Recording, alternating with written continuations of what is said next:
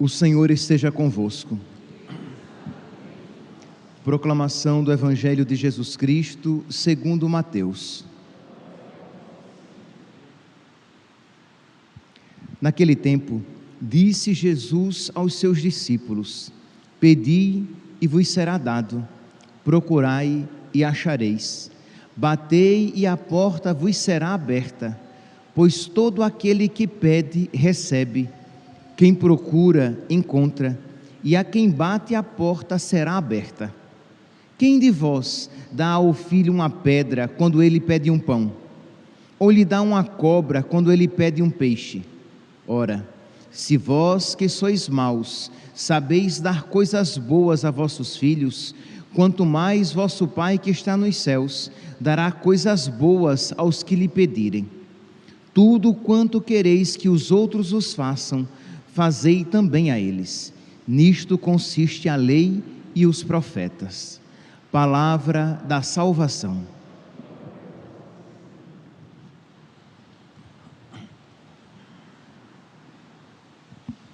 Meus irmãos, apenas um aviso de piedade pública. Hoje começa a novena em honra a São José. Então convido a todos que, mesmo que você não pegue uma novena já feita, propriamente dita, mas que você, nesses 9 dias que antecedem o dia 19 de março, solenidade de São José, patrono de toda a igreja, que você incline o seu coração e as suas preces em honra a São José, suplicando a intercessão dele pela nossa igreja, pela nossa paróquia, pelas nossas famílias. Então vamos nos unir mais intimamente a São José nesses 9 dias que antecedem a sua solenidade. Muito bem. A liturgia de hoje nos apresenta, meus santos, a oração de súplica. Nós durante a quaresma iremos ouvir várias vezes vários textos referentes a estas 3 práticas por excelência, essas 3 práticas quaresmais: oração, penitência e caridade. E no tema, nesta prática, oração, existem várias práticas de oração. Nós hoje iremos nos ater, nós iremos nos deter, nós iremos nos aprofundar um pouquinho mais em um tipo de oração, na oração de súplica. Para isso, a igreja então nos apresenta, no início da liturgia da palavra de hoje, este texto belíssimo do livro de Esther, que eu também espero que vocês leiam. Eu indiquei o livro do profeta Jonas, curtinho, e indico também o livro de Esther, curtinho, que numa sentada você consegue ler. São alguns poucos capítulos, mas de tão profunda riqueza. Esther, ela é judia, e só que ela se casa com um rei pagão que não sabe da sua nacionalidade, e instigado por Amã, o primeiro-ministro, o rei começa a perseguir os judeus e decreta a morte de todos os judeus. O seu tio, o tio da rainha Esther, Mardoqueu, vai a ela e diz: olha, Deus colocou você aí para isso, foi por isso que você se tornou rainha, você tem uma missão. Essa realidade, meus santos, se aplica a todos nós. Todos nós viemos a este mundo com uma missão. Não é só padre e freira que tem vocação. Todos nós temos uma vocação, um chamado, uma missão. Então nós precisamos estar em íntima comunhão com Deus, para que possamos perceber qual é a nossa missão, qual a vontade dele para a nossa vida. Pois bem, então o tio Mardoqueu vai a Esther às escondidas. Lembra, ela não era conhecida como judia, ninguém sabia a sua nacionalidade, e o tio diz: olha, você está aí para isso, intercede por nós. e ela ficou naquela sinuca de bico, naquela saia justa, naquela situação constrangedora. Por quê? Porque se ela intercedesse pelo povo, revelando a sua nacionalidade, não só o povo morreria, como ela também poderia ser condenada à morte. E ela teria que procurar o rei sem ser requisitada, condição sine qua non, condição necessária para ela ser recebida pelo rei. Ela deveria ser requisitada, convocada, convidada, chamada. E ela não tinha sido convidada, chamada pelo rei. Então ela primeiramente jejua, faz penitência, depois ela se arruma e vai então, sem ser convidada, se encontrar com o rei para interceder pelo seu povo. Então, esta é a oração que antecede a sua ida à sala do trono, a sua ida ao palácio real. Porque entendamos aqui, não é que o rei e a rainha viviam como marido e mulher vivem.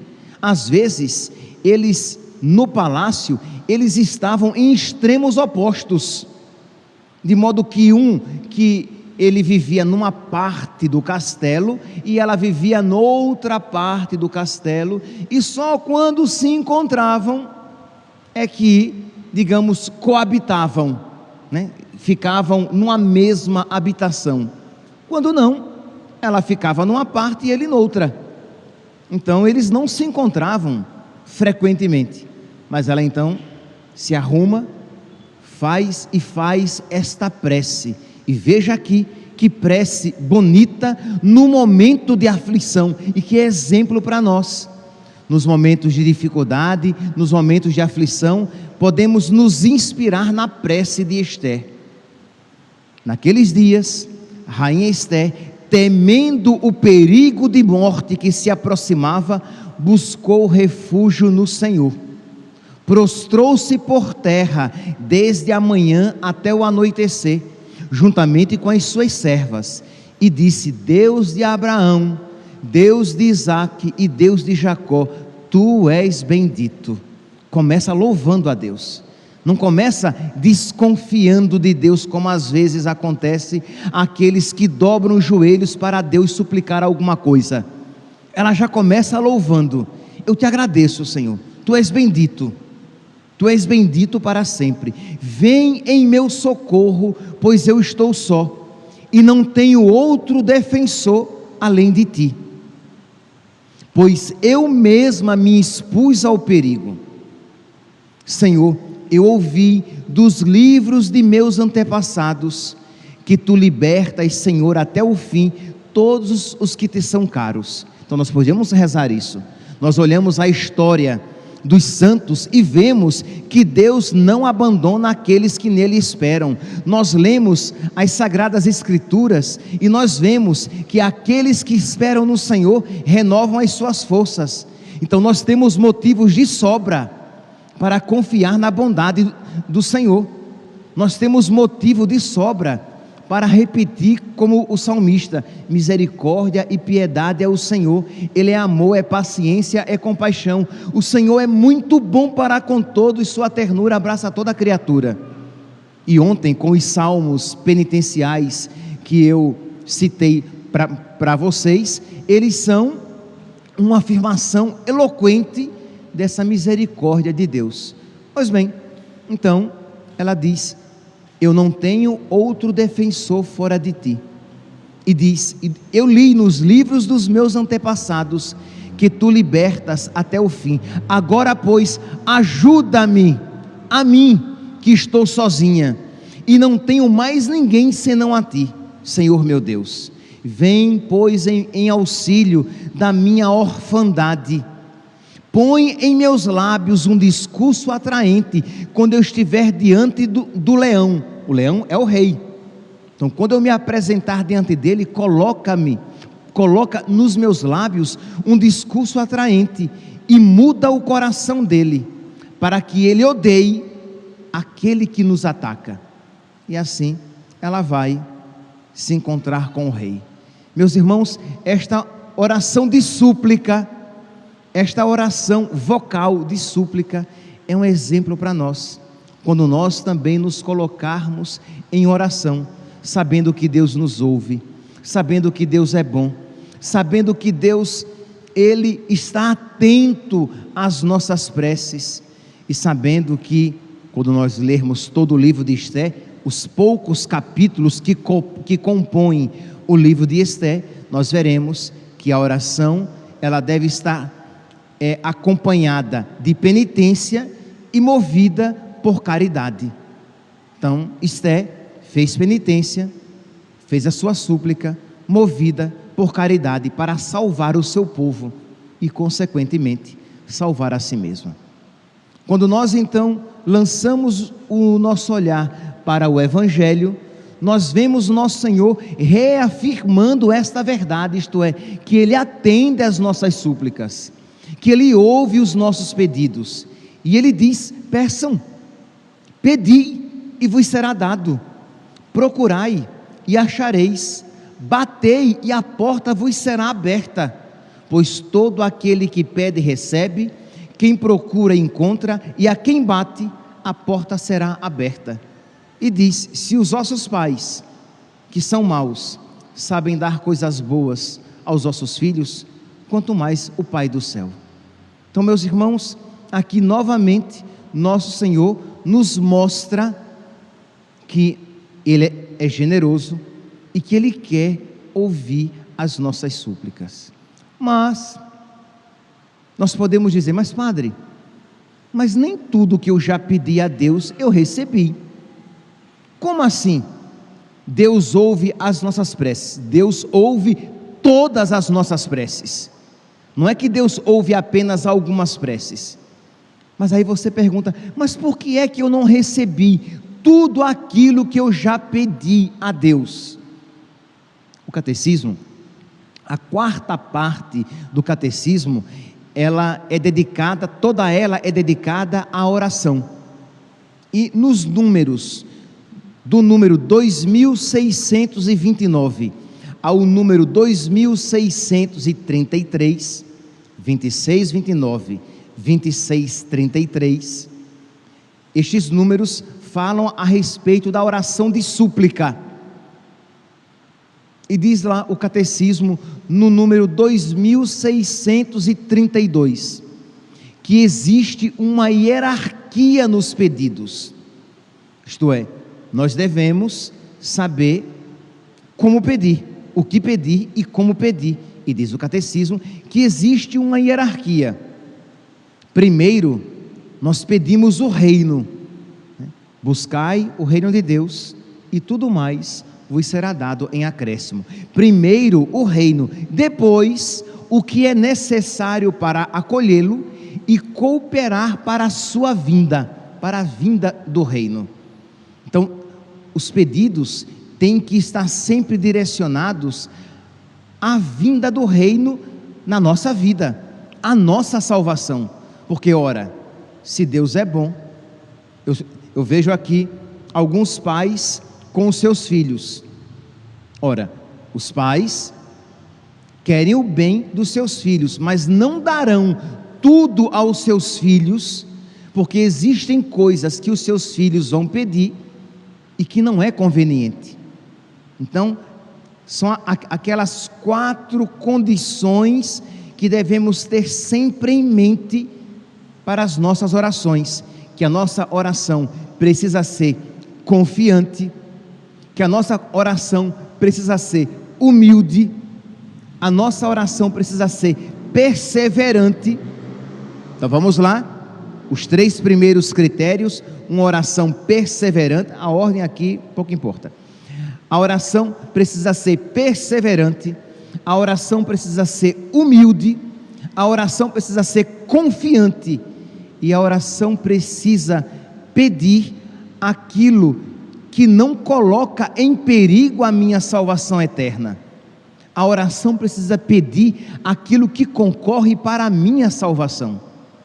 Eu já disse aqui a vocês, dei aquele exemplo daquela oração, que eu não digo o que foi que eu pedi, né?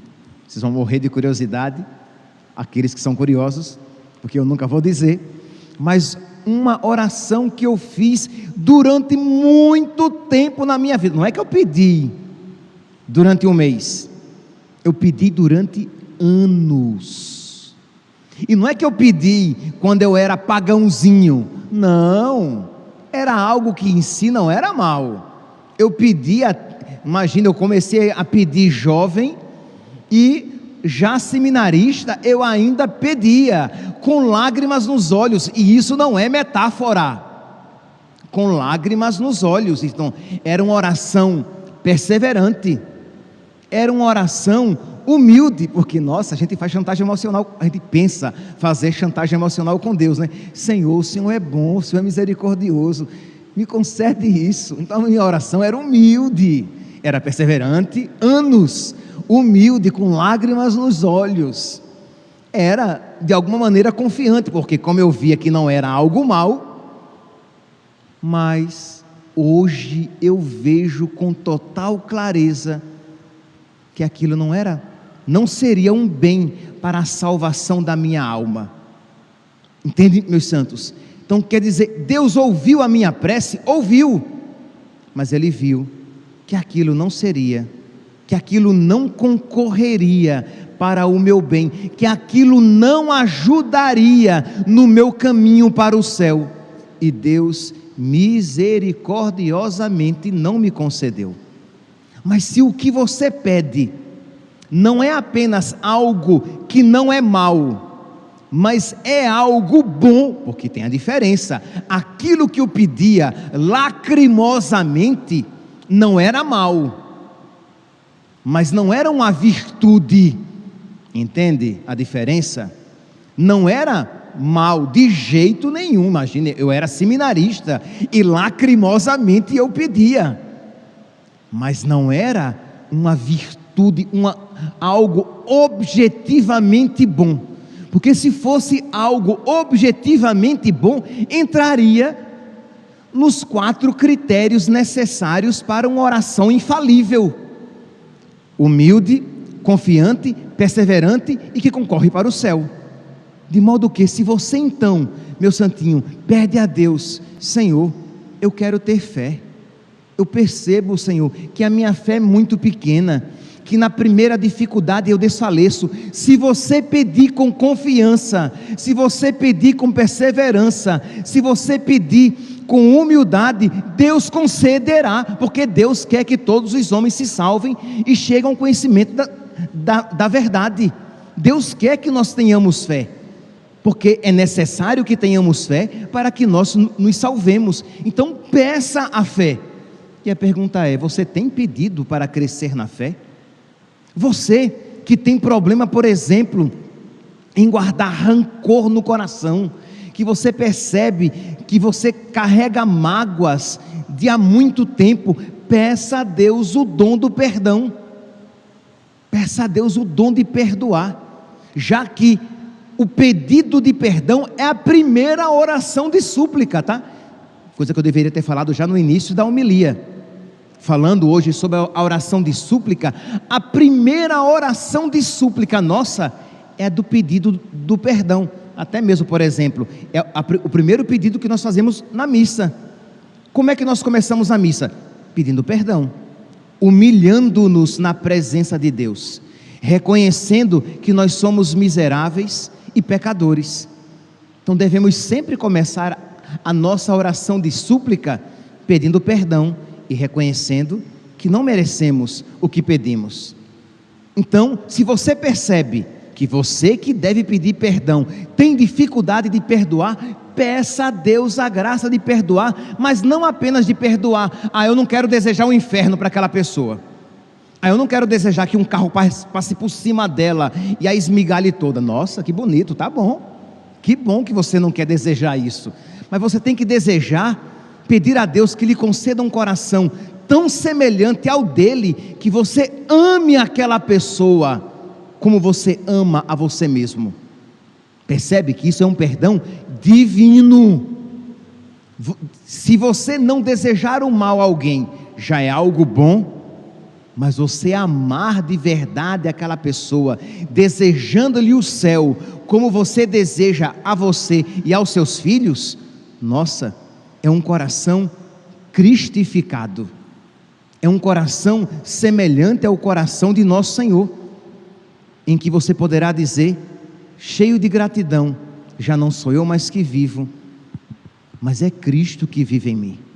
Se você percebe que você tem dificuldades com a pureza, que você tem dificuldades, que você cai frequentemente na pornografia, peça a Deus a pureza. Nossa, o que eu vejo, o que eu ouço de pessoas que vêm se confessar, elas confessam esse pecado, aí eu digo assim, eu vou perguntar se essa pessoa tem rezado, pedido a Deus a pureza, e qual é o meu espanto? Não, ela vem, se confessa, mas na sua vida, ela não pede a Deus a pureza. Pedi todos os dias, pedi com perseverança, com humildade, com confiança, porque você sabe que isso Deus quer a você conceder. Então pedi constantemente. Se você percebe que você não tem paciência, que você não tem estrutura para sofrer, que o menor sofrimento já desequilibra você, peça o dom da fortaleza.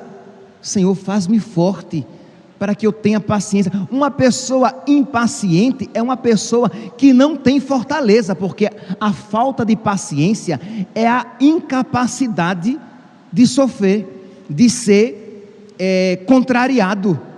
Então, Senhor, dá-me fortaleza, para que eu saiba fazer as coisas difíceis e suportar as cruzes da minha vida. Então vamos lá, pedir fé, pedir o dom da oração. Se você percebe que você não tem gosto pelas coisas de Deus, que você é uma mundana de carteirinha, uma roupa nova e que acentue a sua beleza física, você fica oriçada. Um sapato, um carro, uma casa, você é mundano, é materialista, mas as coisas de Deus, nossa, é aquela luta. Você é uma lesma misturada com tartaruga, você é lento para se desenvolver nas coisas espirituais, mas nas coisas do mundo, nossa, um pequeno assopro você já está voando. Então você precisa pedir, meu Deus, por misericórdia, concede-me sabedoria, para que eu tenha gosto com as coisas de Deus. Coloca, Senhor, uma profunda antipatia e desprezo com as coisas da terra, para que com muito custo eu delas me utilize. Quase como que, tá bom, eu tenho que me utilizar disso aqui, então eu vou, mas eu gosto mesmo é de estar no limiar de vossa casa. Eu prefiro estar no limiar de vossa casa a hospedar-me nas mansões dos pecadores. O que eu quero é o céu, Senhor, e eu quero isso para mim, eu quero isso para os meus, e todos os meus desejos, as minhas súplicas, o meu foco, tudo isso está voltado para as coisas do alto. Dá-me, Senhor, sabedoria. Então vamos lá, meus irmãos, vamos aprender a rezar. Padre, mas eu posso pedir a Deus para pagar as minhas contas? Pode, meu santinho, misericórdia, pode. Mas o que eu estou dizendo é que você precisa estar com o coração tão cheio de Deus e tão cheio da sabedoria de Deus, que você gasta 99% do tempo da sua oração pedindo as coisas que verdadeiramente importam, e depois você pede aquilo que é necessário também, mas que não é o principal. Aprender a rezar e ter uma hierarquia nos pedidos da sua oração. Que hoje, meus santos, no início desta novena em honra a São José, que ele interceda por nós. Ele que tem o título de o terror dos demônios, que o olhar dele exorcize os nossos corações, retire os demônios do mundo, os demônios mundanos que existem dentro de nós, todo mundanismo que existe em nós, para que nós sejamos cristãos católicos e que rezemos como cristãos católicos, para que possamos, meus santos, não apenas ir para o céu, mas levar muitos conosco também. Louvado seja nosso Senhor Jesus Cristo, para sempre seja louvado.